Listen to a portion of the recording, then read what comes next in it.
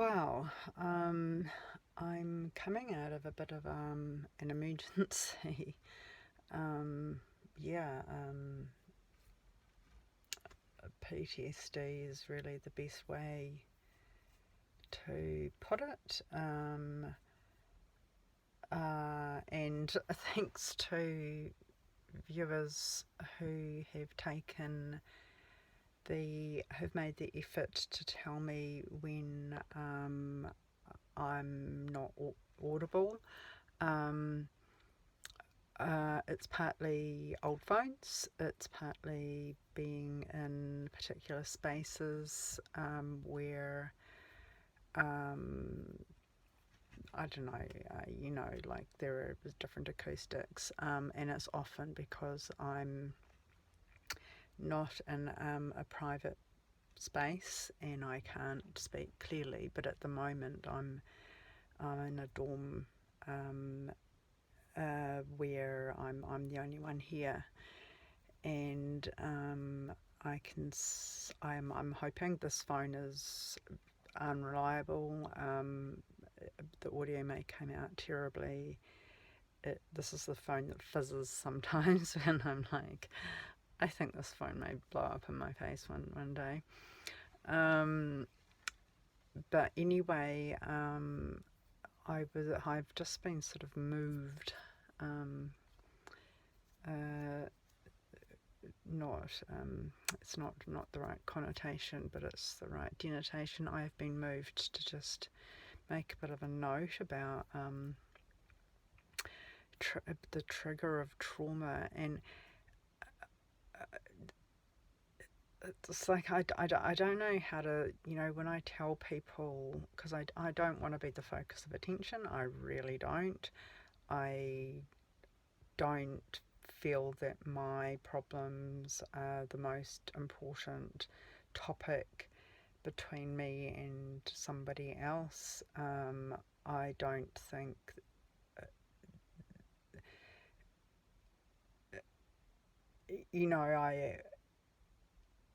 I am frequently in situations where I have to draw attention to it in order to explain why I need to leave, and that happens more and more, or why I have to stop interacting with somebody if it's over an electronic method.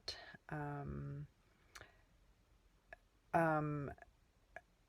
and I don't know, I don't think trauma is quite right. It's not, PTSD isn't quite right.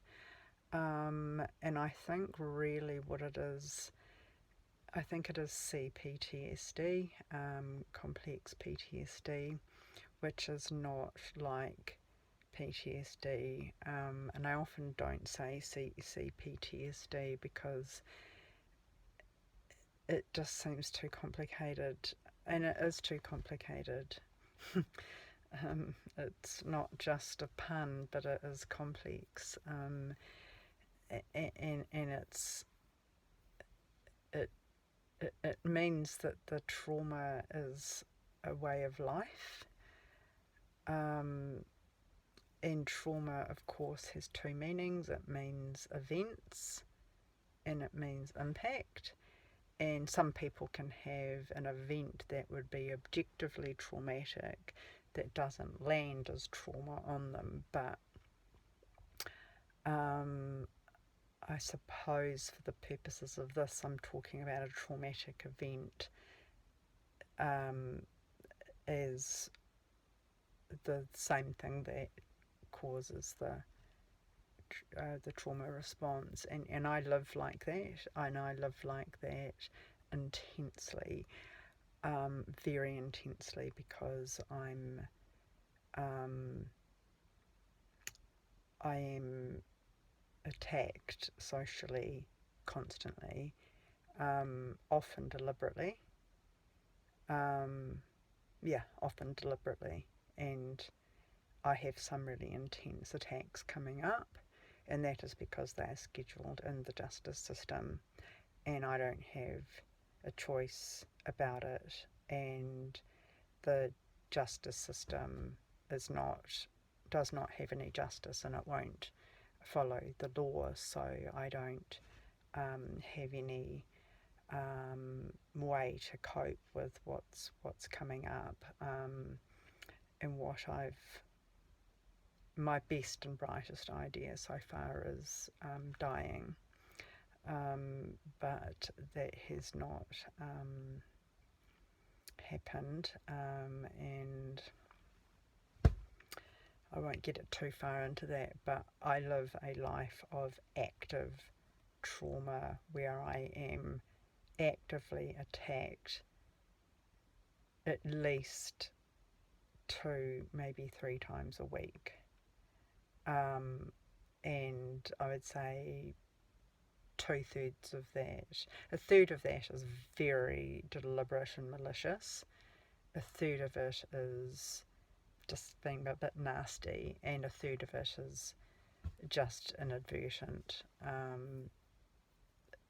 It may be, the action may be deliberate, but the intention to cause harm is not. It's just a lack of understanding and a sense of feeling the need to explain things to me that are not true about myself and about my circumstances.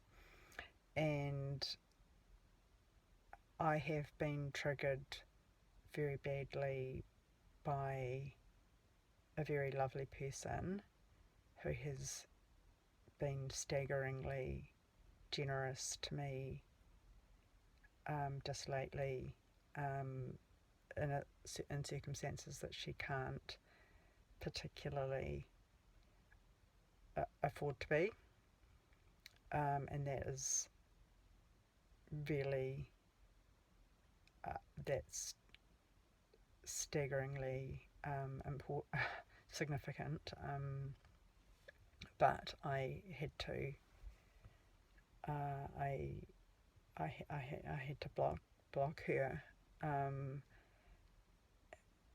and prior to that I let her know the impact on me, and it's not like I say, it's not like I want to have the last word and then block someone so they can't get their word in. I have to give them some information, and I have to say, this is gone now, because I cannot receive a response back. I can't, because it's very unlikely that they will have had the opportunity to let what I've said sink in, and it's very, very likely that they are going to push back, and that will immeasurably damage me. So I've gone into my recovery kind of mode, and unfortunately my coping skills, as I've probably made fairly clear, they're advanced, they're extraordinarily advanced, but they don't work for trauma. Adversity, yes. Trauma, no. And we can, use any number of analogies to,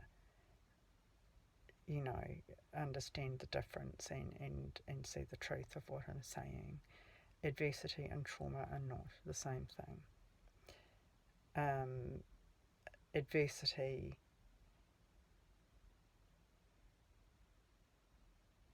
is not too much.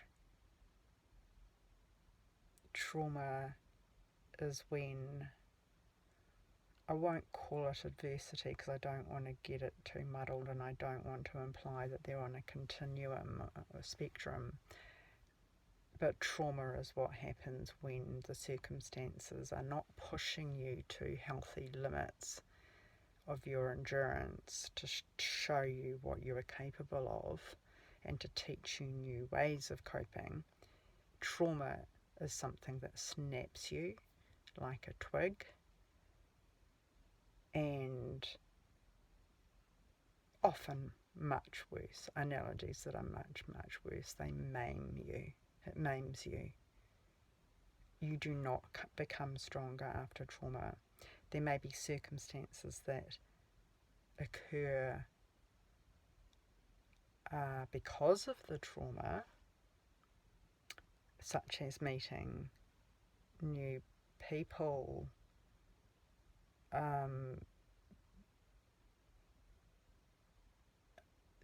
who can bond with you in shared experiences, or who can, just by twist of fate lead you into a situation that is incredibly positively life-changing, that just wouldn't have happened had you not had the trauma. But the trauma itself is never going to make you stronger. Trauma is like polio. You are never, ever going to be stronger after polio. Now, you may be stronger because of the people you meet who also have polio. I mean, we can, there's lots of Forrest Gumpy kind of things that we can talk about.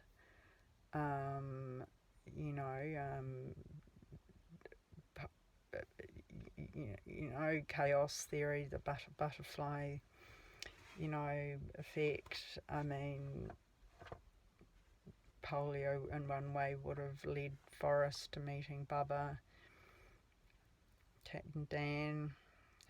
Don't know if Jeannie's such a. I don't think Jeannie sort of added terribly much positivity to Forrest's life. Certainly the other way around. But you can see that polio did not make him stronger. Other things surrounding the polio might have made him stronger. And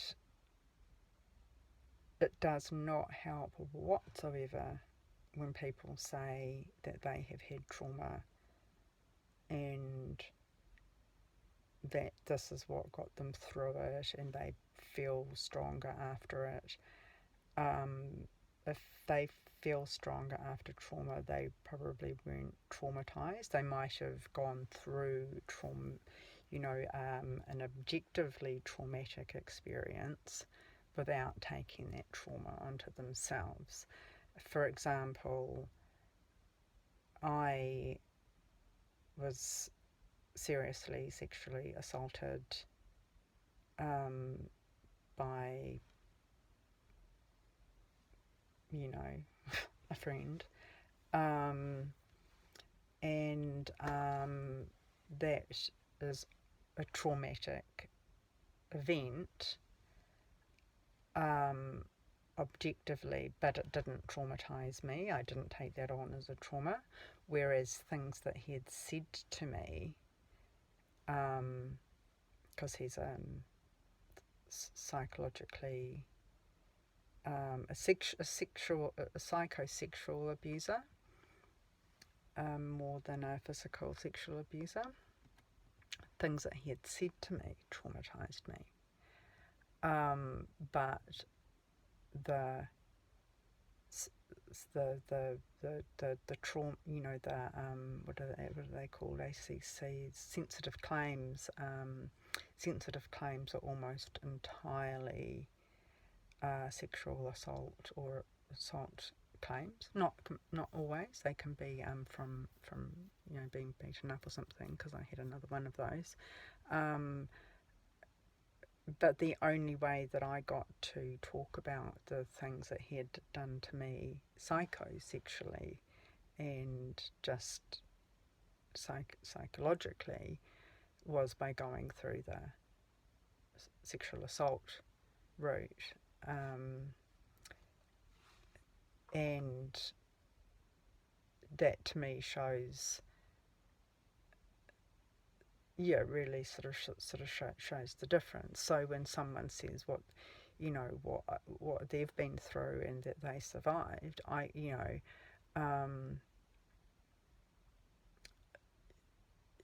things do impact people differently. Different events impact people differently. But that doesn't mean that trauma impacts people differently. Trauma is the thing that you receive. psychologically impacts people in pretty much the same way. You don't have different responses to the impact that trauma, the impact definition of trauma. No, you might have different responses to an event that people would objectively say is traumatic. Like some people come back from tours of duty with PTSD from things that other people have come back without PTSD. Really, really common is, seeing,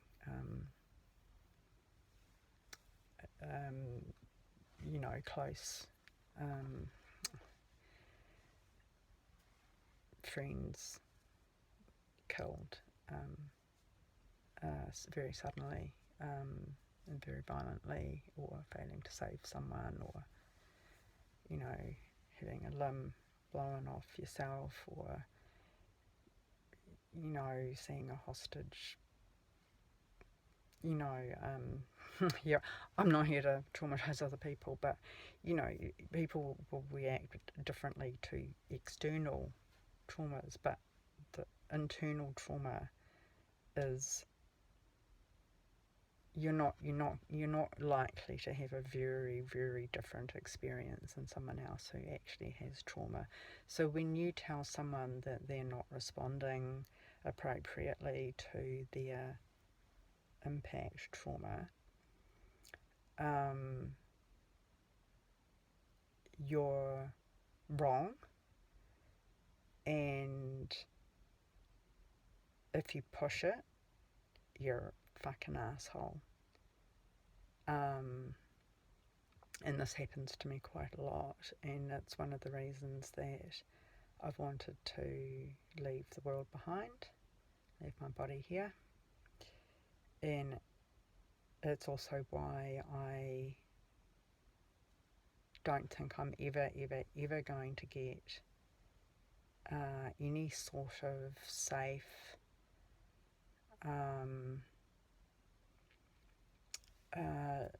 living situation that is with other humans, because it's just a minefield of someone giving me really bad advice.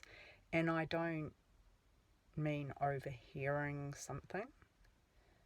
I'm not the other people's opinion police.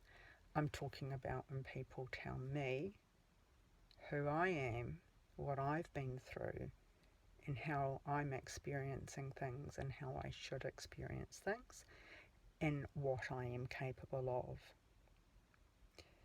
And that's when I go into meltdown,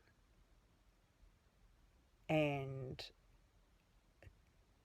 so many times I have wished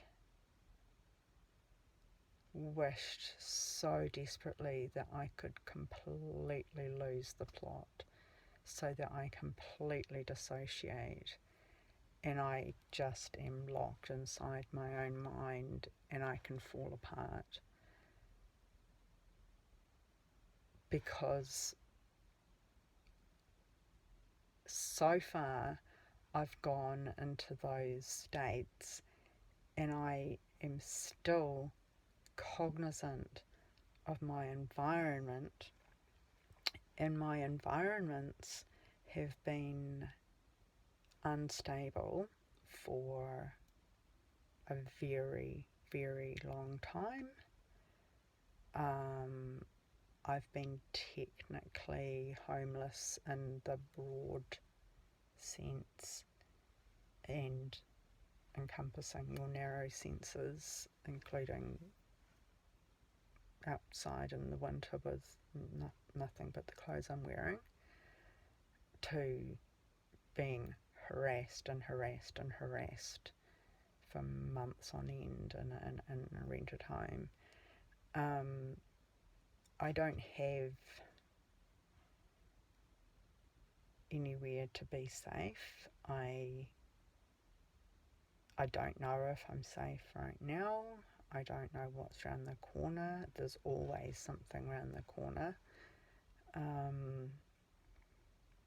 There just always is. It's not in my imagination. It's in human group aggression. This is... I don't know why so many people see aggression, including group aggression in animals, non-human animals, and then think, despite everything we know about the world and the political leaders that we despise and the horrible deaths that we know people suffer, such as being stoned to death or beheaded or, burned alive, I don't know why on earth people find the stories that I tell about much more mundane human evil so implausible.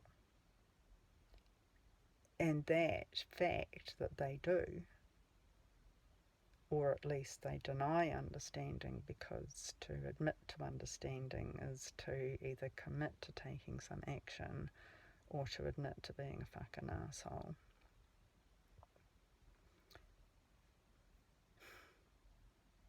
It just leaves me helpless. And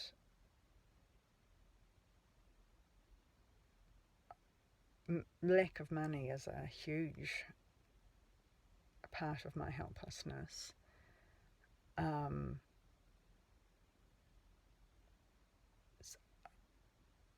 There are some situations that I can't use the little money I have to buy shelter.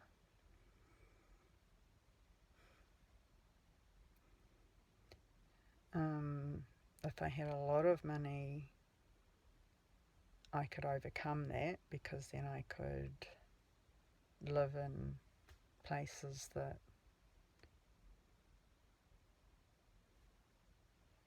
just don't, their staff don't sort of drag people into the fucking gutters to kick their teeth in, or I could buy a house, outright. But generally the kinds of problems I have are just purely that the normal and probably quite legally binding contracts that people enter into every day with other people, just casually. For example, every time you enter a shop, you are actually entitled to enter a shop. You are entitled to. Whether that's morally correct or not, you are entitled to. The same way that you are entitled to walk up to someone's house and knock on their door, even though it's their property. You're entitled to do that. You're legally entitled. This is written in law. We enter into these contracts all the time.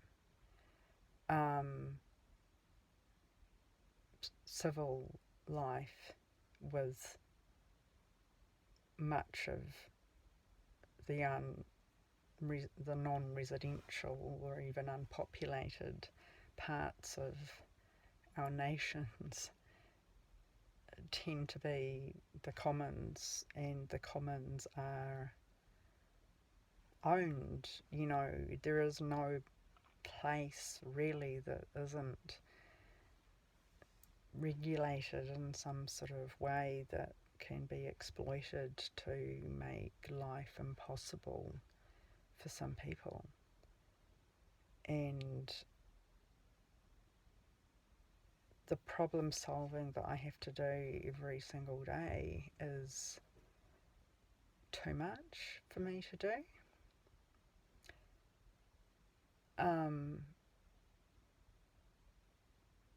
People give me advice. I don't need advice. I need to not have complex PTSD. And when people like me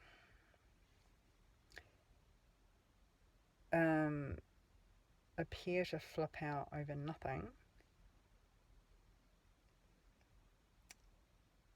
the analogy of that is something like someone having a peanut allergy and then realizing that they've eaten something with a peanut in it and having a freaking freak out in a cafe or restaurant, and everyone around them would be like, what the fuck is wrong with them? You know, peanut allergies are very famous. Most people know that, or also know that peanut allergy, a lot of people don't know, but peanut allergies are very famous as allergies go, and most people, I think, who know of peanut allergies, which is most people, a good chunk of those people also know that peanut allergies are